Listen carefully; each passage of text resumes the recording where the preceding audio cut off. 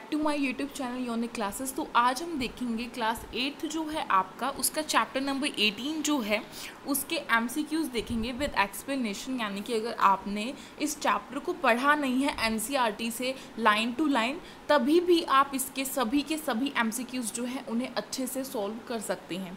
यानी कि कुछ ऐसे इंपॉर्टेंट एमसीक्यूज यहाँ पे आपको कराऊंगी और उसकी साथ में एक्सप्लेनेशन भी दूंगी कि किस तरीके से भाई इसका आंसर निकल के आ रहा है, ताकि आपको ज़्यादा डिटेल्ड में इस चैप्टर को पढ़ने की ज़रूरत ना पड़े।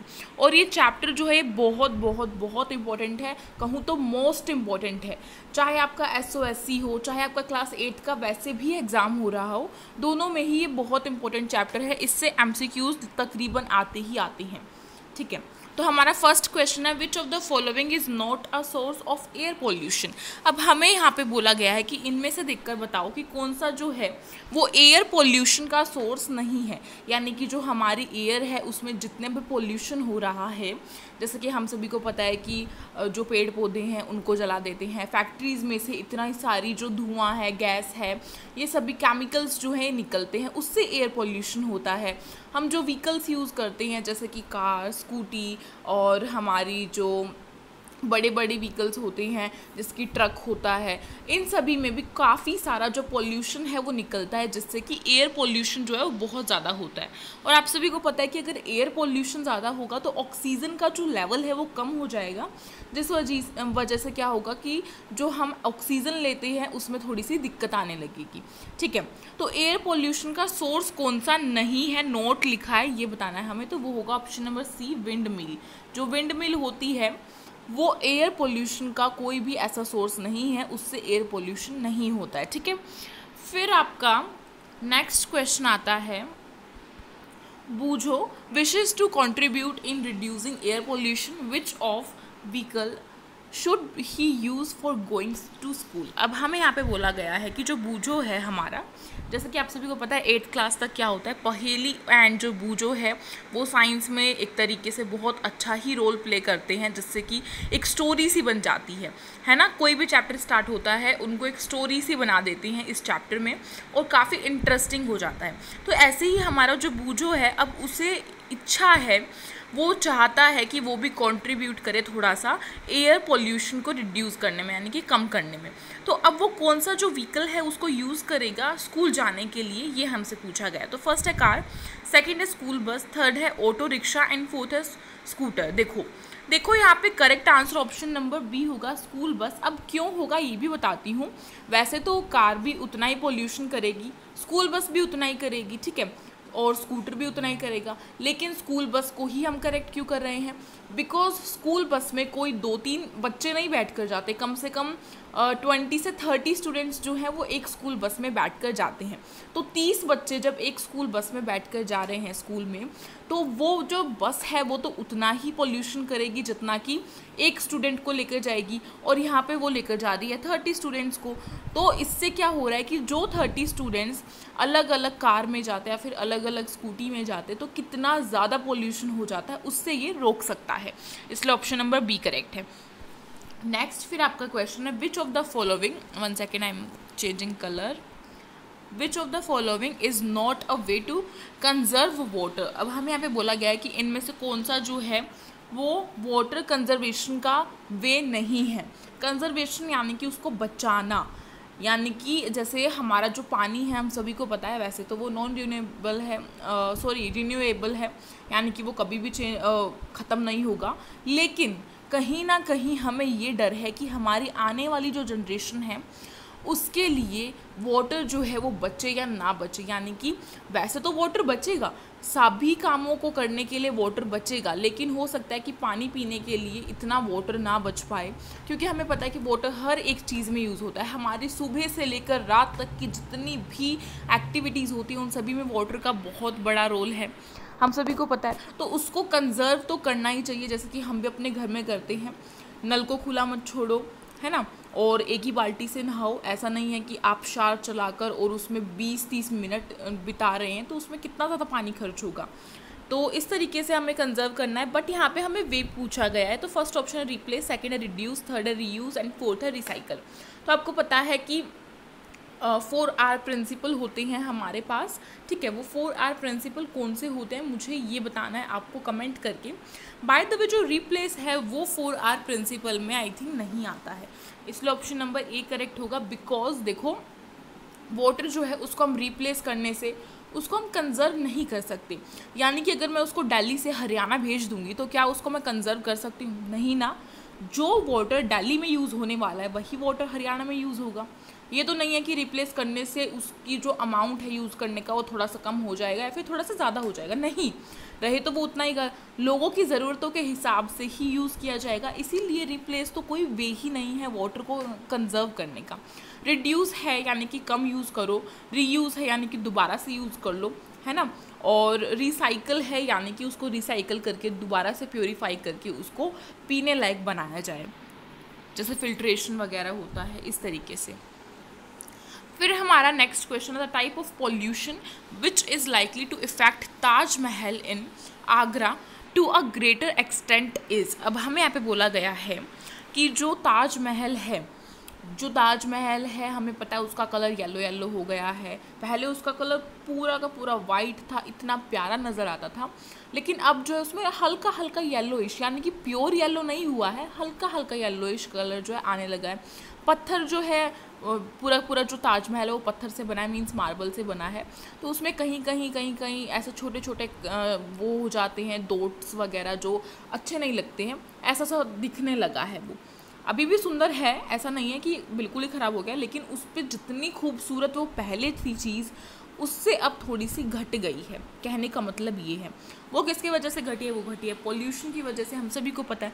अब हमें यहाँ पे यही पूछा है कि जो ताजमहल है उसको पॉल्यूशन जो है वो इतना इफेक्ट करता है, तो किस टाइप का पॉल्यूशन उसको इफेक्ट कर रहा है सबसे ज़्यादा? फर्स्ट ऑफ ऑल हमारे बहुत सारे टाइप्स के पॉल्यूशन होते हैं, जैसे कि air pollution, water pollution, sound pollution, है ना, नॉइज़ पॉल्यूशन, इस तरीके से होता है ना, काफ़ी सारे पॉल्यूशंस हमारे। तो हमारा जो टाइप होगा इसमें जो कि ताजमहल को सबसे ज़्यादा इफेक्ट कर रहा है वो है air pollution. Option number A is correct. Air pollution यानी कि जो हमारे एटमॉस्फेयर में एयर है उसमें जितना भी पॉल्यूशन हो रहा है और उसकी वजह से जो ताजमहल है वो सबसे ज़्यादा जो है इफ़ेक्ट हो रहा है। ऐसा नहीं है कि वाटर पॉल्यूशन से वो नहीं हो रहा है, लेकिन यहाँ पे ग्रेटर पूछा गया है, ग्रेटर का मतलब सबसे ज़्यादा। नेक्स्ट फिर आपका क्वेश्चन है incomplete combustion of fuel such as petrol and diesel gives. अब हमें यहाँ पे बोला गया है कि जो इनकम्प्लीट कंबशन है यानी कि जो हमने कंबशन किया फ्यूल्स का हमारे, जैसे कि पेट्रोल हो गया, डीजल हो गया, अगर हम उसको जलाते हैं, ठीक है, लेकिन वो अच्छे से नहीं जलता है, यानी कि वो बीच में ही आधा अधूरा रह जाता है, पूरा नहीं जलता है, तो हमें पूछा गया कि अब वो हमें क्या देगा। फर्स्ट ऑप्शन है नाइट्रोजन ऑक्साइड, सेकंड है सल्फर डाइऑक्साइड, थर्ड है कार्बन मोनोऑक्साइड एंड फोर्थ है carbon dioxide. Correct answer option number C होगा, कार्बन मोनोऑक्साइड। जो कार्बन मोनोऑक्साइड है वो हमें देगा जब जो है इनकम्प्लीट कंबशन होगा किसका, पेट्रोल एंड डीजल का, ना कि कार्बन डाइऑक्साइड। तो ये नहीं है कि कार्बन डाइऑक्साइड ही मेनली सबके लिए होता है तो उसी पे टिक कर दो, नहीं। कार्बन डाइऑक्साइड बहुत कहूँ तो हर चीज़ में होता तो है, लेकिन ऐसा नहीं है कि वो जो है वो हर ही चीज़ में होगा, यानी कि उसका जितना भी जो भी हमारा नुकसान हो रहा है उसमें ज़्यादातर कार्बन डाइऑक्साइड की चीज़ें देखी गई हैं, लेकिन इसका मतलब ये नहीं कि हर ही चीज़ में वो होगा, ठीक है, इसलिए कार्बन डाइऑक्साइड हर में नहीं लगा के आना है। नेक्स्ट फिर आपका क्वेश्चन आ जाता है, वन सेकेंड, हाँ, the phenomena of marble cancer is due to. अब हमें यहाँ पे बोला गया है कि जो मार्बल कैंसर है उसका फिनोमिना क्या है, यानी कि मैंने एक क्वेश्चन आपको पहले भी कराया है इम्पोर्टेंट क्वेश्चंस की वीडियो में SOSC के लिए, तो आपको अगर आपको याद हो थोड़ा सा, तो मैंने क्या बताया था कि मार्बल कैंसर का मतलब क्या है। मार्बल कैंसर का मतलब है कि जो मार्बल जो है वो ख़राब हो जाता है उसको हम मार्बल कैंसर बोलते हैं।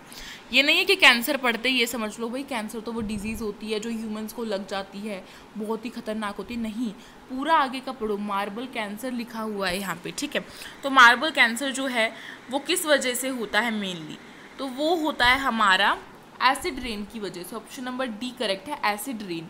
जो एसिड रेन होती है यानी कि जो हमारी बारिश है उसमें एसिड का जो अमाउंट है वो ज़्यादा होता है, उसे हम एसिडिक रेन बोलते हैं। उसमें काफ़ी सारे गैसेस जो है वो इन्वॉल्व होती है, जिससे कि हमारा जो मार्बल है यानी कि जो फ्लोर होता है उस पर हम मार्बल लगाते हैं आजकल, वाइट कलर का, कोई ग्रेफाइट का पत्थर लगाता है मार्बल जिसको बोलते हैं, ठीक है, वो सभी लगाते हैं। तो उसको इफ़ेक्ट करता है, ये नहीं है कि उसको पूरा ही ख़राब कर देगा, मीन्स उसको इफ़ेक्ट करेगा, ख़राब तो करेगा लेकिन धीरे धीरे करेगा। ये थोड़ी ना कि एक ही बार एसिड रेन आई और पूरा का पूरा वो ख़राब हो गया, नहीं, ख़राब होगा लेकिन धीरे धीरे धीरे धीरे करके होगा, ठीक है। नेक्स्ट फिर आपका क्वेश्चन है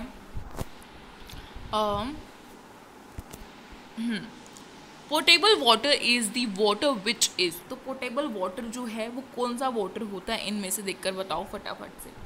ऑप्शन नंबर ए है obtained from a river, second है obtained from a lake, third है pure and fit for drinking, fourth है used only for washing clothes. तो correct answer option number C होगा, pure and fit for drinking. यानी कि portable water वो होता है जिसको हम आसानी से पी सकते हैं, यानी कि पीने लायक पानी होता है, प्योर, बिल्कुल प्योर होता है, फिट होता है ड्रिंकिंग के लिए, यानी कि अच्छा होता है, उसमें कोई भी ऐसे माइक्रोब्स वगैरह नहीं होते हैं जिससे कि हमें कुछ ना कुछ नुकसान पहुँचे, ठीक है। नेक्स्ट फिर आपका क्वेश्चन है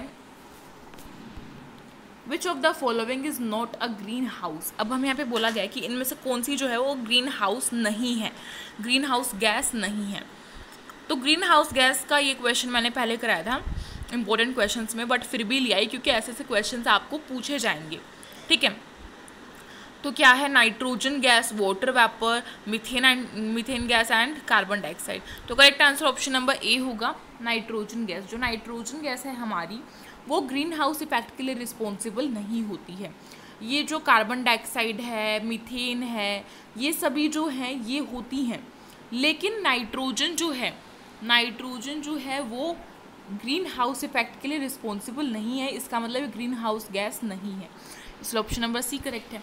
नेक्स्ट फिर आपका क्वेश्चन आता है name the chemical which are used in refrigerator and air conditioners and damage the ozone layer when release in the air. अब हमें यहाँ पे बोला गया है कि उस केमिकल का नेम बताओ जो कि रेफ्रिजरेटर्स में यूज़ किया जाता है, जो कि हमारे घर में होते हैं रेफ्रिजरेटर्स, एंड एयर कंडीशनर्स यानी कि जो एसी जिसको हम बोलते हैं उसकी शॉर्ट फॉर्म, एसीज़ में यूज़ किए जाते हैं। तो वो साथ में एक ऐसी गैस छोड़ते हैं, यानी कि ऐसी गैस जो है वो रिलीज करते हैं, निकालते हैं, जैसे कि ओजोन लेयर जो है उसमें होल हुआ था। आप सभी को पता है कब हुआ था वो होल पाया गया था ओजोन लेयर में, ज़्यादा बड़ा नहीं था, छोटा सा था, लेकिन वो बढ़ सकता था। तो उसे बढ़ने से रोकने के लिए हमने क्योटो प्रोटोकॉल जो है वो किया था, वो आप अपने नेक्स्ट लेवल में पढ़ेंगे, यानी कि क्लास 10th में पढ़ेंगे उसको आप बहुत अच्छे से, ठीक है। तो वो कौन सी गैस जो है वो रिलीज करता है यही हमें बताना है। तो वो गैस रिलीज करता है क्लोरोफ्लोरोकार्बन। क्लोरोफ्लोरोकार्बन यानी कि इसकी शॉर्ट फॉर्म क्या होती है ये आप मुझे कमेंट बॉक्स में कमेंट करके बताएंगे, ठीक है, ये आपका काम है। तो क्लोरोफ्लोरोकार्बन जो है वो रेफ्रिजरेटर्स एंड एसी जो है वो रिलीज करते हैं, जैसे कि ओजोन लेयर में डैमेज हो गई थी, वो होल हो गया था। लेकिन आजकल जो है एसीज एंड रेफ्रिजरेटर्स बहुत अच्छी टेक्निक से ऐसे बना दिए गए हैं जिससे कि जो क्लोरोफ्लोरोकार्बन है उसको वो ज़्यादा रिलीज नहीं करते हैं, कहूँ तो करते ही नहीं हैं। लेकिन वो जो एसी या फिर रेफ्रिजरेटर्स होते हैं वो काफ़ी कॉस्टली होते हैं, तो उसे अफोर्डेबल करना जो मीडियम क्लास के लोग हैं उनके लिए थोड़ा सा मुश्किल हो जाता है, ठीक है। नेक्स्ट फिर आपका क्वेश्चन है, 1 सेकेंड, कलर का ही बड़ा दिक्कत हो रहा है यहाँ पे। Name 2 gases which are mainly responsible for acid rain. अब हमें यहाँ पे बोला गया है कि 2 गैसेस का नाम बताओ जो कि एसिड रेन के लिए रिस्पॉन्सिबल होती हैं।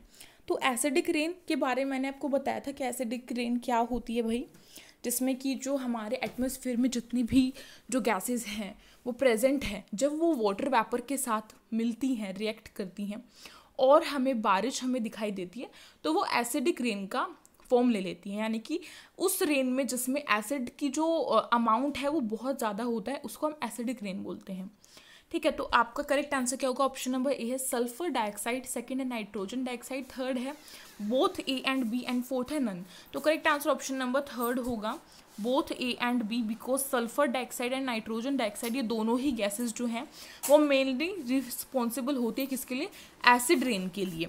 अब नेक्स्ट आपका क्वेश्चन है